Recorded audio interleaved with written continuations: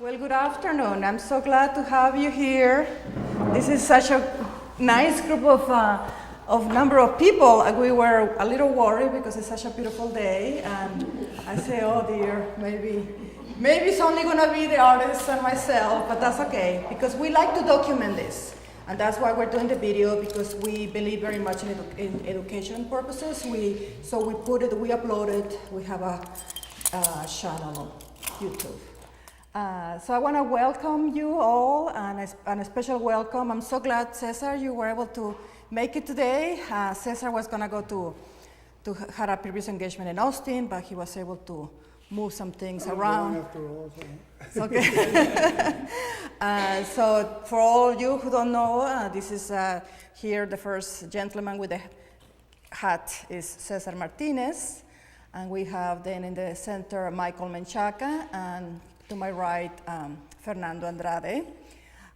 This is going to be just a very casual conversation.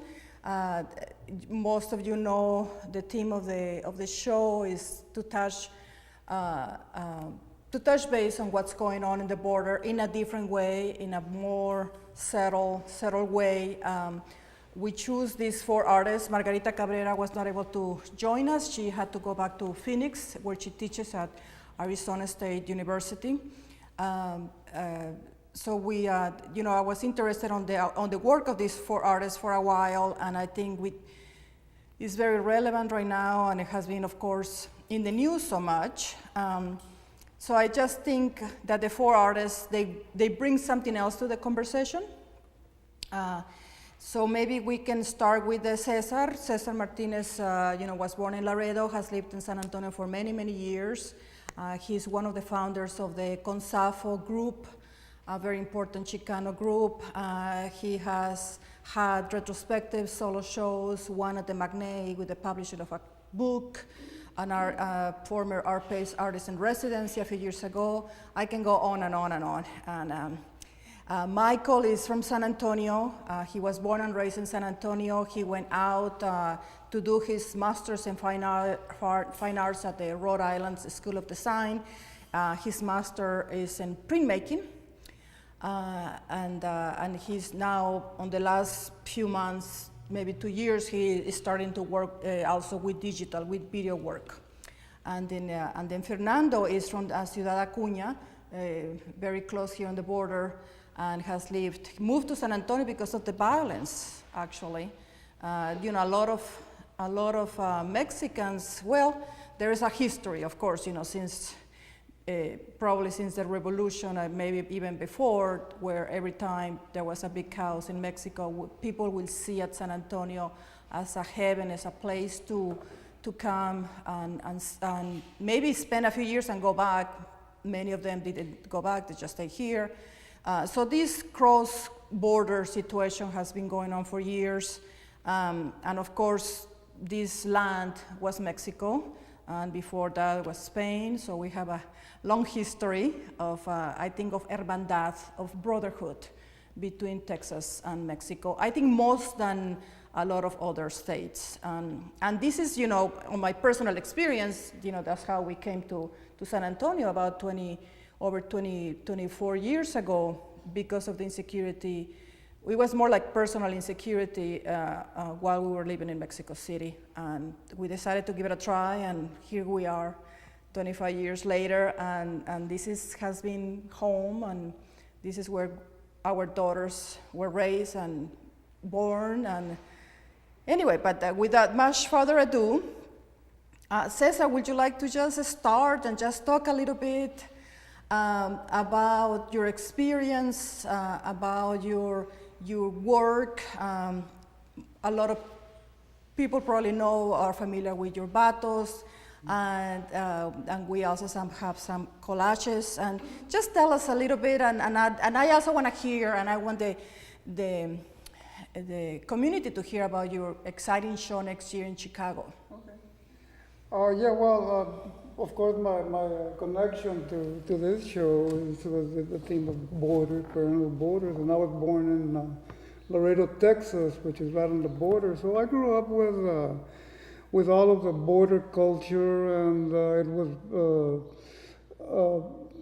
there were a lot of frequent trips to the marketplace in Olaleda with my grandmother, and of course you see all the stuff that is tourist wear, you might call it, what they sell to the tourists. And there was a lot of gaudy stuff, and some of it pretty nice, like, for example, paintings on velvet, and that sort of thing, and I actually thought some of them were very nice, but I've never done that.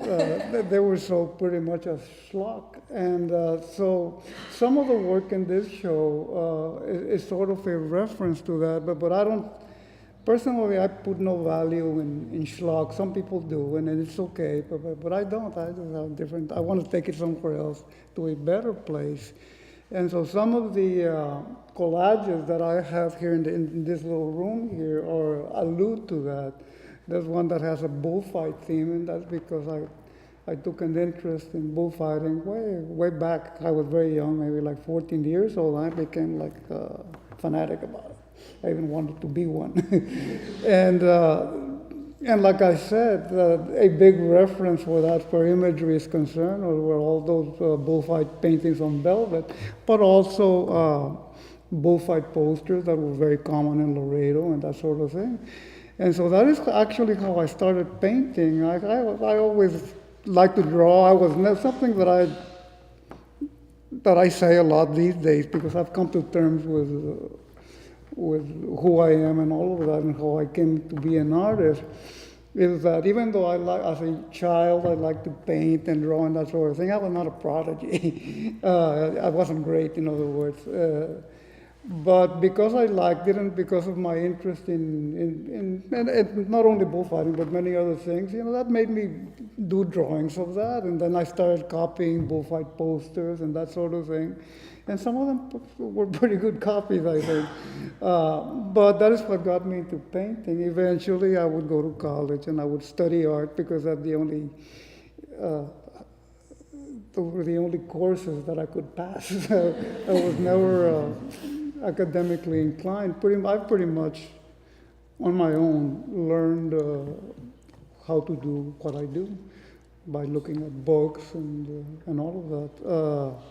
But the art courses did give me a push, a start, in that direction. And eventually, I followed it, became a professional, and I was able to make it stick, which is really what counts. You got to do it credibly, and anyway.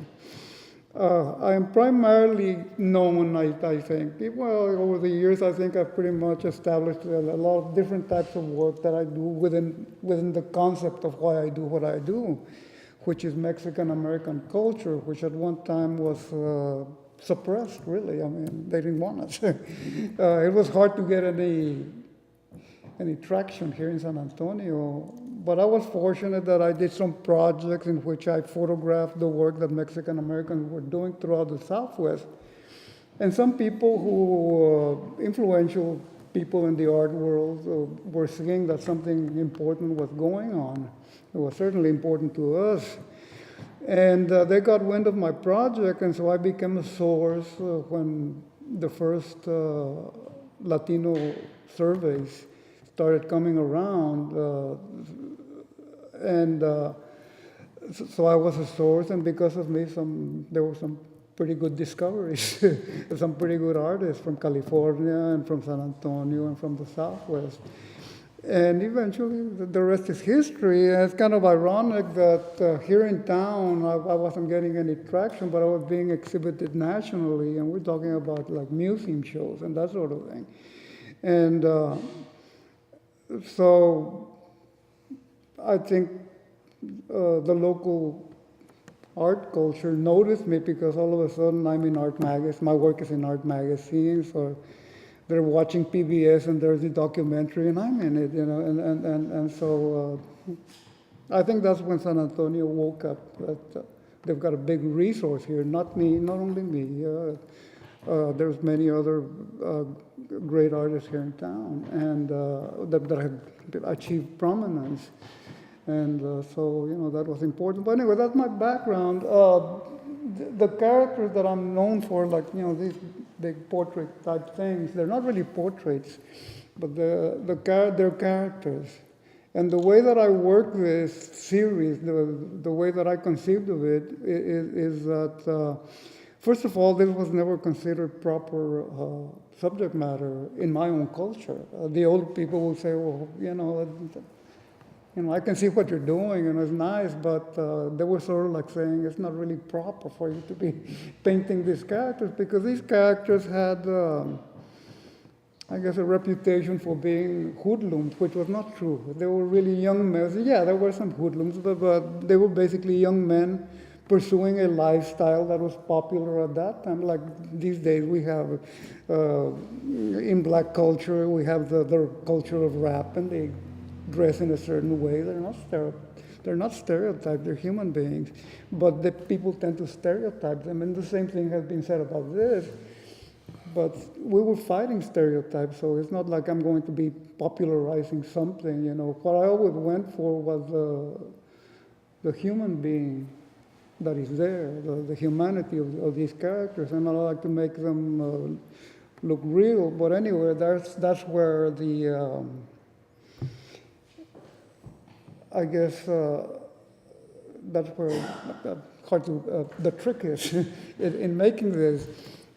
They're based on real people, but they're more like literary characters, and a writer builds up a character by providing background and the way the character speaks and so on and so forth. Visually, you're more limited. Nonetheless, all of us look like somebody. That is because we fall into a physiological type. And I haven't really been shooting for what I'm going to tell you, but enough people started telling me when they saw my work, they say, I've seen that guy. And it occurred to me, well, of course, that's what you've been trying for. And so they're very, very familiar with the universe of Chicano culture. And once I realized that, then I started thinking more deeper about it and playing with the idea. And I started to provide condensed, so to speak, in one portrait. It's not really a portrait, it's a picture of a guy. And provide as many views, not only physiologically, but also in the way he is dressed, and sometimes the affectation of sunglasses. When I was young, it was considered to be very cool if you hid behind sunglasses, and I affected them at one time. So anyway, that is pretty much how that works, and I think that I've been able to develop all of those things. And another thing that I do is sometimes in a sense, not in the classical sense, but they are in a way cubistic, in that you're seeing the character really, like the ears stick out. That's because I make them stick out so you can see the ears. The eyes might be seen from this viewpoint, from like as if you're looking up, but the rest of the face might be as if you're looking at it dead on. All of those little things add up, and they give you, I think, a deeper view of what that person is, and it makes it realer than real. At some point, I tried actually doing portraits of these guys from photographs, and they were not. They had no impact, and that's when I realized in art, the real thing is not good enough. You got to emphasize things and like exaggerate and so on and so forth. And so, I think that's a pretty good. What I've just said, I think, is a pretty good description of how I get to where I want to go. And one thing that I've always tried to do is demystify the process of art. I think there's a lot of stuff that goes on as if art is sacred or whatever. Well, for the artist, it's work that you have to work very hard at. It's tedious sometimes, and it's all calculation in many cases, and in some cases just struggling with a technique to put it across. Somebody was asking me during the opening about this particular piece. They were saying that the face is very textured, and I said, if you were to take your hand and rub it across the face, you would hit a bump, and then it's like a mound because there's so much paint on the face.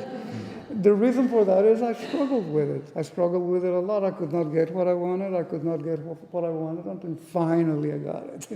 And but there's, I don't know, it's a pound of painting there. So anyway.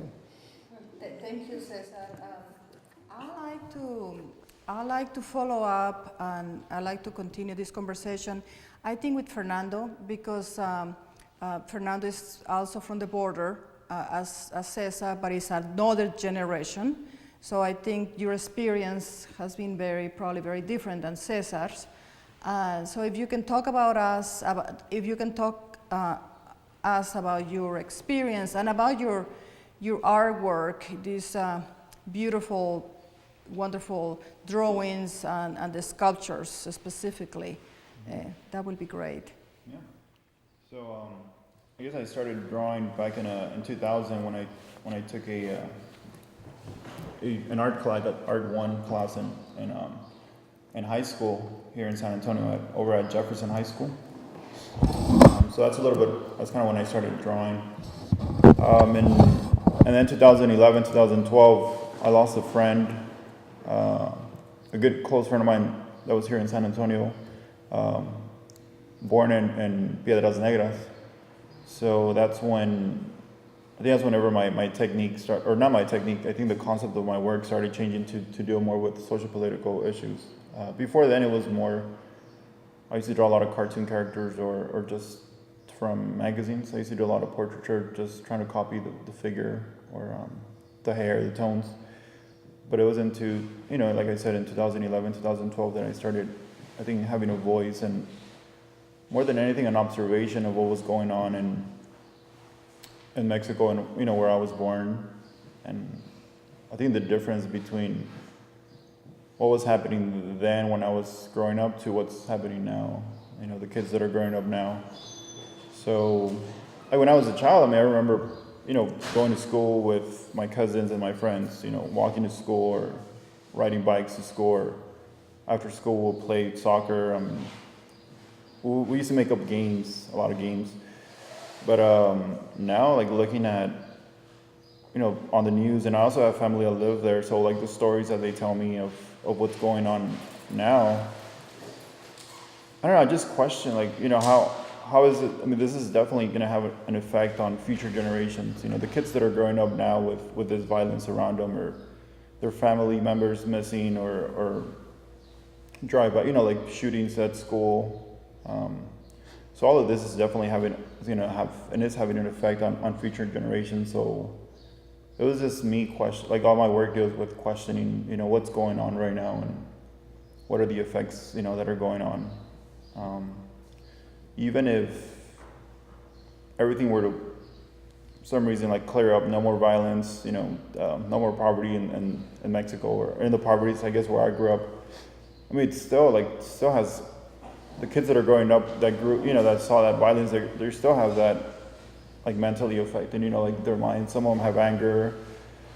They want to get back at, the people that maybe they did something to their family members. So, it's definitely, that's a generational problem. So 2 bodies of work that I have here are the drawings on black paper, and then also plastic castings of stick found objects on that side. I guess this series was, it's part of a larger body of work where I deal with one of the ways that people are killed in Mexico. Not just in Mexico, I think, it happens in Central America, South America, due to the drug cartel violence, where they cut up the body parts into, the bodies, they cut them up into pieces as a way of torture. A lot of the times the persons are still alive whenever they're doing this. Either one cartel captures someone from a different cartel, and there's recordings of this. So it was just me questioning why is that happening? How can someone do that to another person? So I wanted to not show any, with my work, not show any blood or things that you normally see on the news or on movies. But I was trying to figure out a way, how can I break up a body part and show the beauty of life and the human figure, but at the same time bring up the dialogue of what's going on, and I guess that was my way. This is all one figure, so that's my way of breaking it up into 5 different, I guess, segments. About the other work, the stick guns, it's an observation on the gun culture here in the United States, and how, especially in Texas, I mean, you're not gonna take it. People fight for, you're not gonna take our guns. I was born here, you're not gonna take it away, kind of thing. So it was just me, an observation about that gun culture here, but also how it affects, Mexico, and that I don't think there's a border between that. Like, how do guns get to Mexico, south, through the south and through the north? And there's not really a border there. Like Fast and Furious, for example, when the U.S. sent guns to Mexico to track them down a few years back, and I think until a border patrol agent that was killed with one of the guns, I think that's how they were able to trace it back, and they found out that it was the U.S. who had sent those, a lot of guns to Mexico. So I don't know, it's just that, just kind of observations on social political events and what's going on now, and how it's going to affect her, and it's going to have an effect on the future. So that's a little bit of my work. That's excellent, and that's one of the powers of art, of course, for artists to be working with what is going on now. But that's the beauty of contemporary art, what is relevant. And I find in Fernando's work a very quiet way to convey all those horrible things that are going on in the border. And they're going on in other parts of the world as well, as he mentioned. An interesting fact is that Michael and Fernando were schoolmates. They went to San Antonio College together, and then Michael went to San Marcos, to Texas State, to get his undergraduate degree, and then went to Rhode Island School of Design to get his master's. I was, the work of Michael came to my attention when I saw it at the Window Works show of Art Pace, and I was blown away by the imagery that he was using on printmaking, how he was incorporating all Mayan codices and but incorporating these very popular culture elements, and they were also, of course, they're very colorful, but they just have a very different, interesting conversation, and that's what I always try to look on artists that I like to exhibit, work that is different, work that is unique, that is just tells something else. So Michael, would you like to tell us a little bit about your printmaking process, and then how you did a video on right here in this space? Sure. So I'd like to introduce the work by talking about my experience doing graphic design and then transitioning to printmaking. So when I was an undergrad at Texas State in San Marcos, it was the first time that I'd visited and been part of a school or program outside of San Antonio. So it came to me as a shock to feel like such a minority in having lived in San Antonio from the entire scope of my life at that point. But San Marcos it's just like an hour north of San Antonio, but there's still like a cultural difference there. So feeling like a minority there and an outsider gave me a reason to try to look at my heritage as a Mexican American and why am I feeling this kind of tension. And so I started to reflect on my upbringing and what is it about my upbringing that might be different from others' upbringing. And so I wanted to explore that with my thesis in undergraduate through prints, and I also wanted to infuse a narrative that talked about social issues that were important to me at the time, things I was listening to on the radio as I made my graphic prints, because I was making prints that were like cartoony, but not really like challenging anything as far as content goes or making any social commentary. So I wanted to create a character, or this just happened organically. I ended up drawing a cat at one point, and I gave him a Mexican mustache. I guess just maybe it was something about me I wanted to see in this cat, but I printed him on a large scale on this big sheet of colorful paper, and it was colorful, lots of layers, and I gave him a sarape as an outfit, and then people in the discussion or critique, they talked about this cat as if it's like an icon for a type of person, and I started to see potential in there as maybe there could be a backstory, maybe this could be an icon symbolizing a migrant. So I gave him this backstory of a migrant wanderer who transcends borders without any I don't know, any like ability to, anyway, like he just like, animals are not restricted to or bound by any borders. So I wanted to connect on that level and bring in human beings into that conversation. But I was interested in negating linear perspective and keeping everything flat so that I could have simultaneous narrative the way that the Mayan codices did. Also Egyptian art and other ancient world cultures present their stories this way. And so I wanted to connect with a global narrative and represent things on that level. And also I think it ties to cartoons and maybe an elementary way of presenting information to children. So it was a way of reducing those serious issues into like a more palatable way. And maybe like how much do I have to dumb it down for you to understand that this is like an important subject? Like you shouldn't ignore it, because a lot of my peers, not to talk bad about Texas State because I'm currently teaching there, but it was like, let's not talk about social issues in art, let's make abstract, pleasant looking art. And I wanted to talk about social commentary, but using maybe a fun presentation as like a Trojan horse. So I'm introducing you these like social issues, but maybe your first instinct or your visceral reaction is to be like, this is fun, this is funny. Oh, but if I look at it longer, it's disturbing, and I don't want to think about this. So let me roll my eyes and look the other way. And then when I went to RISD, I decided to take advantage of their resources as they have a really good film and video program and a digital media program as well. So I had access to video resources, hardware that I wouldn't have any means of getting my hands on. So I started thinking about how I can present this method of presenting two-dimensional storytelling, but using video and animation. So it was a struggle. My faculty was not a diverse group of faculty members. It was mostly like older white males.